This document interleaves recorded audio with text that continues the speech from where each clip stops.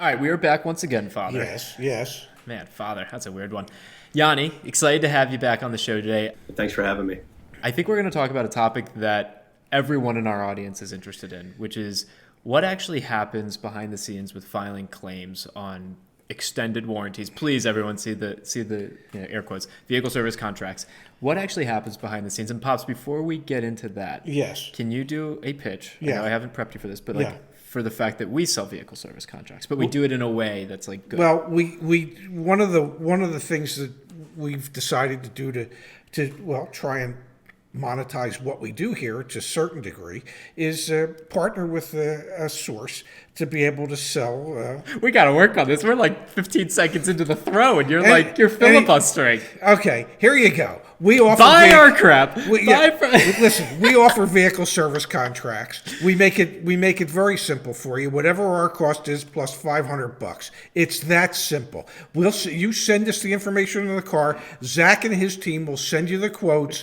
It's really simple. And there's even a 15-minute phone call they can have with you for free to go over every aspect of the vehicle service contract that you're thinking about.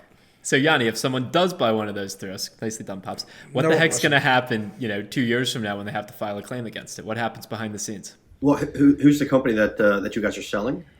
Well, so it's actually in our contract with them, and I'm glad you asked. We're not allowed to in any of our videos say who it is because they are one of the largest providers of vehicle service contracts to dealerships. And so the stipulation in the contract was we don't want channel conflict, which I think is super interesting because we sell Absolutely. the same product that you get at a dealership, but we just are transparent about price and actually walk you through if it makes sense for you. So I can't say the name.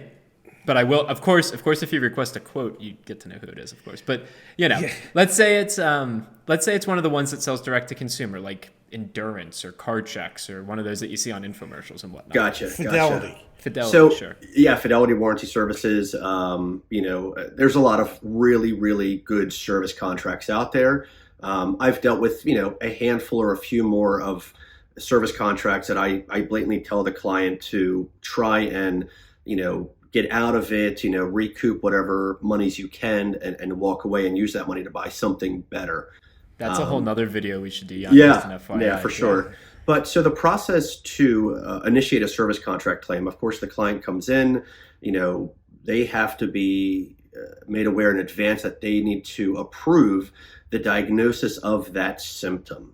Because the service contract, which I think there's a lot of misconception that the client says, well, I have an extended warranty company and they cover the diagnosis. They're right. They do cover the diagnosis, but not until it is diagnosed because there are exclusions. There are non-covered parts. They may cover gaskets, but not seals. Even though they both do the same thing, it's still a verbiage of clauses that they have found to not cover certain repairs. So they come in for the diagnosis, they approve it, the technician, writes up his report. He sends me then his parts and labor breakdown and time guides. Now, for service contracts, extended service contracts, there is a different price point than customer pay. Just like health insurance, you have what the insurance company is going to pay back the doctor for, Tylenol, and you have what the customer pays for the Tylenol. So it works the same way at the dealership level. And I have a parts list, I have a labor list here for the job, and I have the diagnosis report. So call the extended warranty company, let's call it, I like the word Joe Schmo, joeschmoeswarranty.com. They're big. Yeah, they're going to be big real soon. Yeah. We just put them out there. And, you're talking to a general rep, reviewing the VIN, make, mileage, making sure that the car is within their guidelines. I'm telling people now, and I'm going to make this very honest and very open up front, if you're a Lyft driver, if you're an Uber driver, if you use your vehicle for any commercial services, if you need extended service contract repair work done, take all that signage and all that verbiage out of the car, because if you didn't disclose that during your purchase of that contract, that is a huge red flag for no coverage. If I can So, just put in a quick, like, brief aside with the partner that we work with, it is if I'm not mistaken, it's a $200 surcharge for quote unquote business use. If you yeah, do check that box, then you're, in the clear. But like for as a provider, our administrator, that's a requirement is, if someone's using, or even for like a realtor, for example, and they're driving all around, like you need to, yeah, it's a great call out. yeah. I've just had quite a few that the inspector, which we'll get to that step here in a moment, comes out. He sees that it says lift. They send in their claim information, and the claim gets kicked. But anyway, so we'll get there. So you're talking to their service representative, of course, filing the claim, describing the customer's complaints, telling them the diagnostic codes, reviewing the oil leaks, the suspension bushings, and then you're discussing the part and labor pricing separately. Parts pricing, part numbers at list pricing, and they have a contract or they've come to an agreement that they will pay the dealerships or the repair facilities a list price on the parts, which is naturally less than customer pay. Then you review your labor times. But a lot of the extended warranty contracts, extended service contracts will have their own labor guideline than what the dealership or the facility may use. So there is, of course, some compromising. I mean, this is a relationship that you've continued to build with these companies, and you have to find a happy medium. So they say that, okay, this repair is covered, this labor time is covered, this part price is covered. You get your total parts, your total labor, tax, and your client's deductible that they've set up, 50 or 0, 50, 100, 250, whatever. So now you have an approval from them. In some situations, they cover rental car coverages. In some situations, they don't. That depends on the contract, and that's really between the client and their provider. I try to stay out of rental car coverages only because, I think it's case by dealership. They're not in the rental car business. Enterprise, Hertz, Budget, whoever you want to use, and assess that for yourself. Contact your client, let them know what you found, let them know of what the extended warranty company, the extended service contract is covering, parts and labor review, and then you have to ask them for approval to work on their car. Say, listen, this is what we found, and this is what they've covered, and it's up to you to let us proceed with that repairs, knowing that you have a deductible or a deductible plus other costs. Now, in many situations, we try to be, as service advisors, proactive for our clients and help with overlapping repairs, help with, seeps when there could be leaks, because extended warranty companies, extended service contracts tend to steer away from the cautionable repairs, only the failed items. It's an investment company. They're looking to save money, of course, so they can make money and continue to offer their services. So, listen, you have a client comes in, you want to create revenue, you want to create business, you want to build a relationship. You talk with them throughout this whole process and say, listen, I'm going to call this in on your behalf.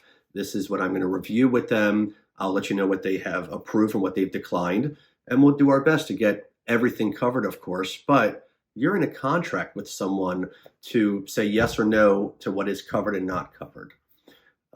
Once we've gone through this whole process, and I'm sorry I'm rambling here, but it's so much information. No, this is awesome. That the customer has approved the repairs and their out-of-pocket expenses.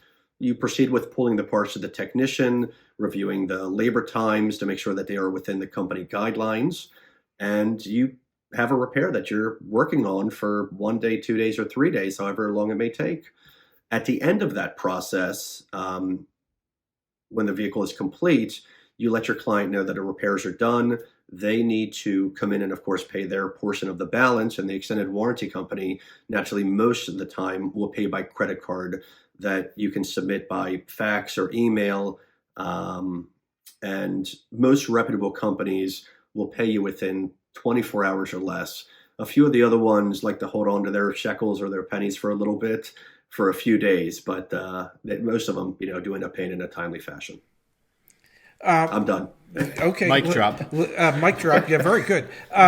So if I heard you correctly, you're going to try and mitigate as much of the customer's expense as you can, and And as far as you're concerned, you're very happy to have an underwriter or an insurance company or the investment firm reimburse you. You don't care where the money comes from for the repair. You just want to make sure you're getting the money for the repair. Would that Absolutely, be correct? for sure. Yeah. Absolutely. Yeah, without a doubt. I mean, listen, we're here to advocate, just like, now we're advocating for our, viewers, for our subscribers. A service advisor who really is passionate and cares and is looking to develop that relationship is going to advocate for his client to his extended service contract provider, for sure.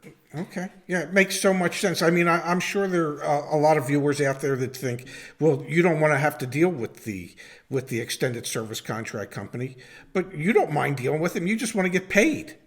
It's revenue, for sure. Why not? And if you find that there's a service advisor, or whoever you're working with doesn't seem to have that compassion or that interest, then I don't think that's the person you want to work with. And that goes back to asking questions and developing that relationship that, they work for you. They work for the dealership and they work for you. And by doing that, you're getting your car fixed at a minimal out of pocket to you.